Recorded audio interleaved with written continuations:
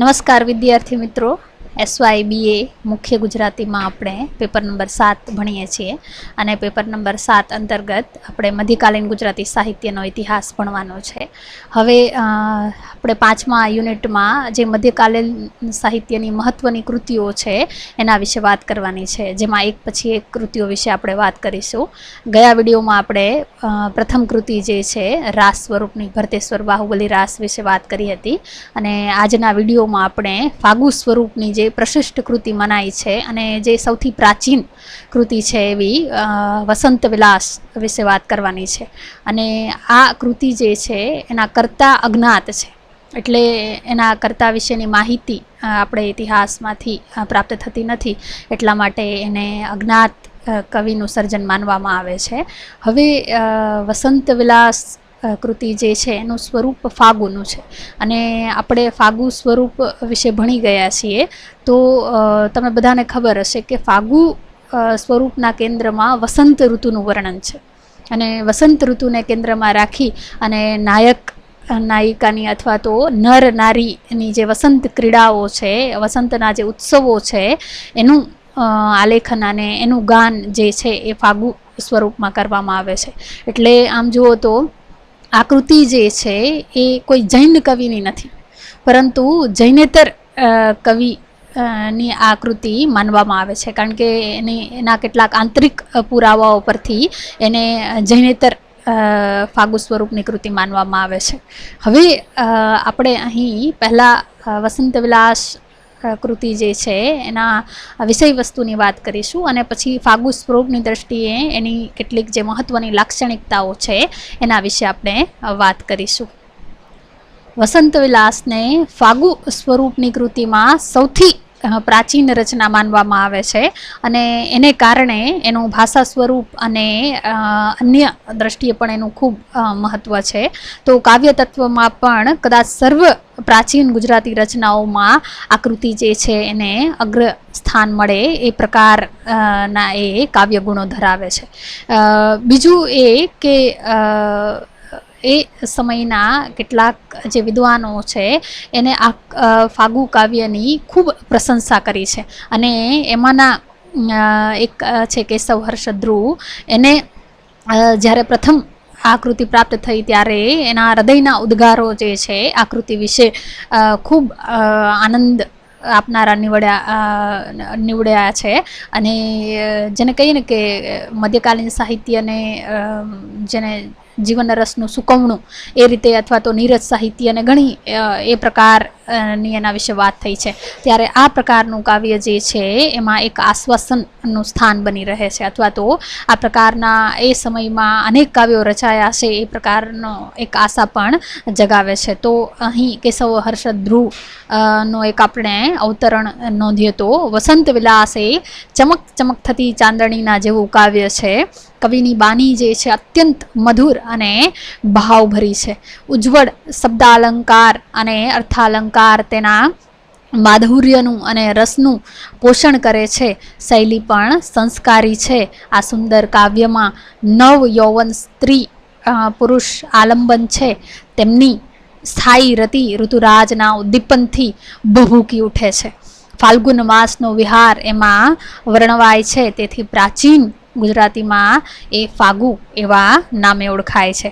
વસંત વિલાસનો હૃદયરાગ, એનું માધુર્ય, એનું પદ લાલિત્ય સર્વ કંઈ મનોહર છે.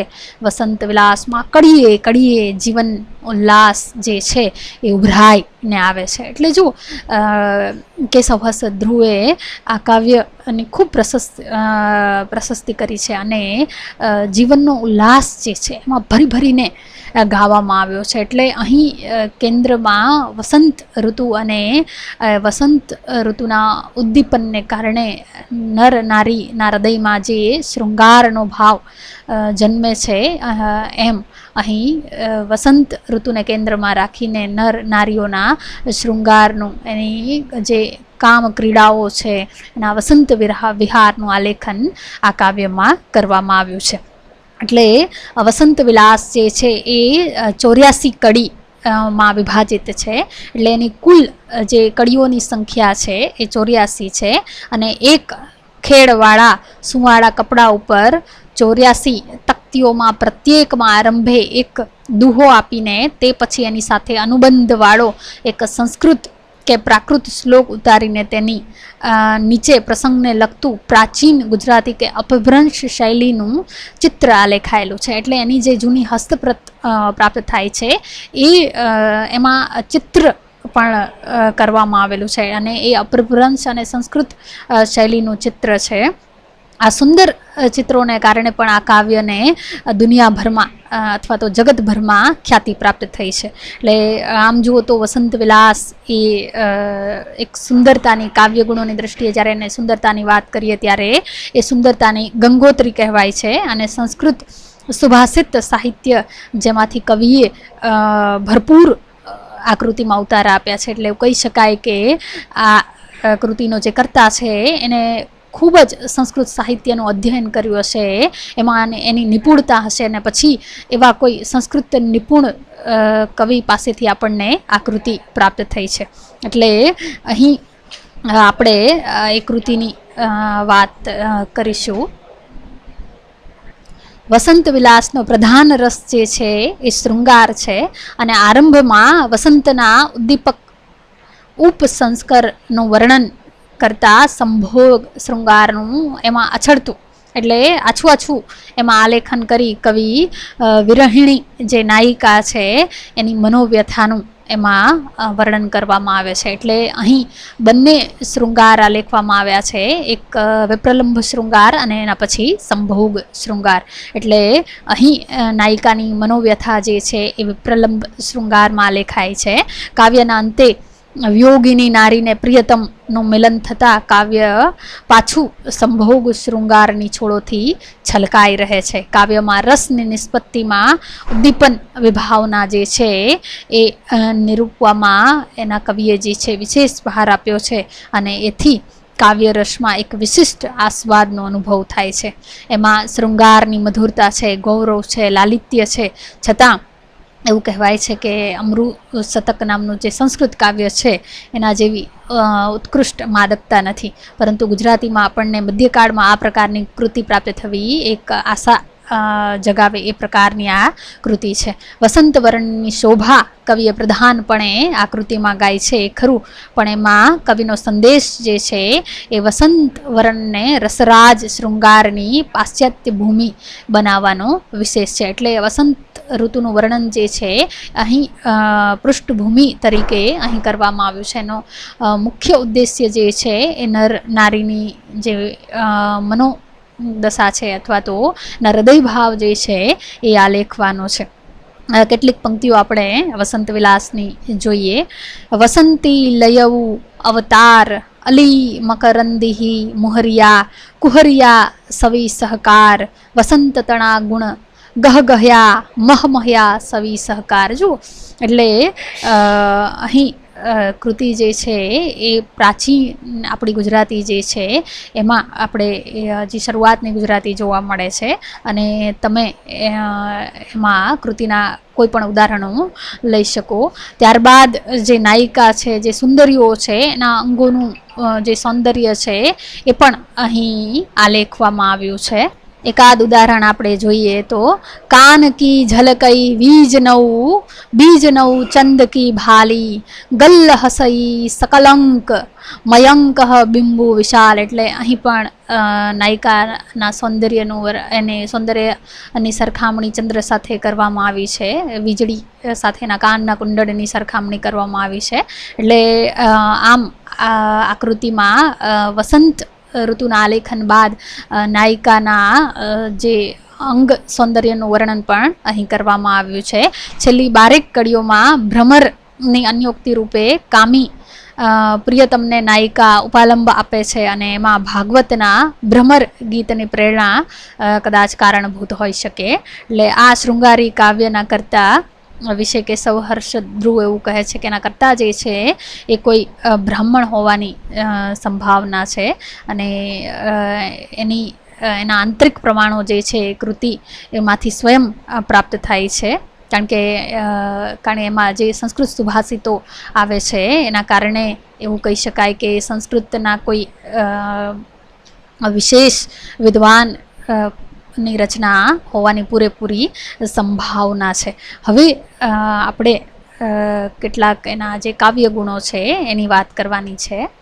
વસંત વિલાસ જે છે એ 3 ખંડમાં જોવા મળે છે અને ફાગુઓમાં આ પ્રકાર નું જે છે વિભાજન સહજ એ સમયમાં કરવામાં આવતું. પહેલો જે ખંડ છે વસંત વિલાસનો, એમાં વસંત ઋતુની ઉદ્દીપક સામગ્રી છે. બીજા ખંડમાં વિરહિણીની ઉત્તપ્ત દશાનું આલેખન કરવામાં આવ્યું છે અને ત્રીજામાં પ્રિયતમની પ્રાપ્તિ તથા એનો પ્રેમ વિલાસ જે છે એ આલેખાયો છે. પ્રેમ વિલાસના અંત ભાગમાં વિદગ્ધ નાયિકાની અન્યોક્તિ પણ મળે છે અને જે આમ જો તો પ્રશિષ્ટ જેવી લાગે છે, જેની આપણે વાત કરીએ. એટલે અહીં કેન્દ્ર જે ભાવ છે એ શૃંગારનો છે, અથવા તો મુખ્ય રસ જે છે એ શૃંગારનો છે. અહીં બંને શૃંગારો આલેખાયેલા છે, સંભોગ શૃંગાર અને બીજો વિપ્રલંભ શૃંગાર. એટલે શરૂઆતમાં વસંતનું આલેખન છે, પછી નાયિકા અથવા તો વિરહિણીની જે વિરહ તપ્ત દશા છે એનું આલેખન, અને અંતે બંને પ્રિયતમ અને પ્રિયતમાનું મિલન આલેખવામાં આવ્યું છે. એટલે વિરહમાંથી કૃતિ જે છે એ મિલન તરફ ગતિ કરે છે. હવે કેટલીક આપણે જે વાત કરવાની છે એ એના કાવ્ય ગુણોની દ્રષ્ટિએ કરીએ તો આ ફાગુ સ્વરૂપની અન્ય કૃતિઓમાં આ કૃતિને સર્વશ્રેષ્ઠ કૃતિ માનવામાં આવે છે. જીવનના ઉલ્લાસ અને વસંત વિલાસની સામગ્રીથી ઉભરાતા આ કાવ્યની એક એક પંક્તિ રસઘન અને ઘૂંટાયેલી છે. એક એક શ્લોક મુક્તક જેવો સ્વયંપૂર્ણ છે. બહુ જ ઓછી પંક્તિઓ વડે કવિએ એક સ્થાપત્ય સુંદર નિતાંત રમણીય કાવ્ય નું અહીં નિર્માણ કર્યું છે. વસંત વિલાસની મોહિનીથી મુગ્ધ બનેલા અનેક ઉત્તરકાલીન ફાગુ કવિઓની રચનાઓમાં વસંત વિલાસની કમનીય પદાવલીના, એની ચારુ કલ્પના સમૃદ્ધિના અને મનોહર અલંકારોના પુનઃ પડઘા સંભળાયા કરે છે. અને એમાં આમ જુઓ તો કાંઈ આશ્ચર્ય જેવું પણ નથી, કારણ કે અહીં ઉત્પ્રેક્ષા અને ઉપમા અલંકારોનું અહીં વૈવિધ્ય અને સુંદર રીતે એનું આલેખન થયેલું જોવા મળે છે. એટલે કાવ્ય ગુણોની દ્રષ્ટિએ પણ આ કૃતિ જે છે એ ઉત્તમ માનવામાં આવે છે. એટલે આમ જુઓ તો મધ્યકાલીન સાહિત્યમાં આ પ્રકારની એક જીવન રસ થી ભરપૂર, જીવન રસથી છલકાતી કૃતિ પ્રાપ્ત થવી એ આપણા માટે એક મહત્ત્વની બાબત છે. કારણ કે ઘણીવાર મધ્યકાલીન સાહિત્ય પર આ બાબતને લઈને કે એમાં જીવન રસનું આલેખન થયું નથી, એ પ્રકારના આક્ષેપો થયા છે. તો આ કૃતિ જે છે એ આક્ષેપોને દૂર કરે એ પ્રકારની છે. એટલે આમ જુઓ તો ફાગુ સ્વરૂપની વસંત વિલાસ રચનાને આમ જો તો સર્વશ્રેષ્ઠ કૃતિ માનવામાં આવે છે અને એમાં એના કાવ્ય ગુણોનું વિશેષ મહત્ત્વ છે. આમ આ કાવ્ય જે છે ખૂબ નાનું હોવા છતાં પણ કાવ્ય જે છે એ તત્કાલીન ભાષા ભૂમિકાનો એક ઉચ્ચ કોટીનો નમૂનો આપે છે, જેનું અનુકરણ મળે છે. પણ તુલનામાં એ અધિકતા એમાં જોવા મળતી નથી. એટલે નાનું પણ ખૂબ સુંદર મજાનું આપણું આ ફાગુ સ્વરૂપનું મધ્યકાલીન કાવ્ય છે અને જેમાં એ સમયમાં કેન્દ્રીય રસ તરીકે શૃંગાર રસનું આલેખન કરવામાં આવ્યું છે.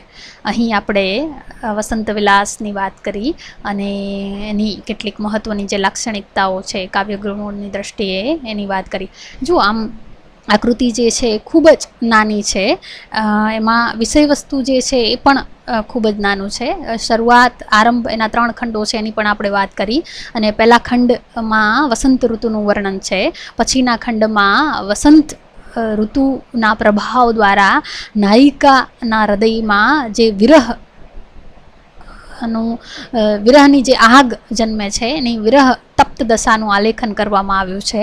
અને ત્રીજા ખંડમાં જે નાયક અને નાયિકા છે એના બંનેનું મિલન થાય છે. એટલે અંતમાં અહીં સંભોગ શૃંગારનું આલેખન કરવામાં આવ્યું છે. પણ વચ્ચે વચ્ચે અહીં નાયક નાયિકાના સૌંદર્યનું, એના દૈહિક સૌંદર્યનું, એના વસ્ત્રાલંકારો વગેરેનું પણ અહીં વર્ણન કરવામાં આવ્યું છે. એટલે વર્ણનોની દ્રષ્ટિએ, ભાષાની દ્રષ્ટિએ પણ આકૃતિ જે છે એને ઉત્તમ કહી શકાય એ પ્રકારની આ શ્રેષ્ઠ રચના છે અને આપણી આ એ સમયની ફાગુ સ્વરૂપની જૂનામાં જૂની અને આ દીંભ રચના માનવામાં આવે છે. અસ્તુ.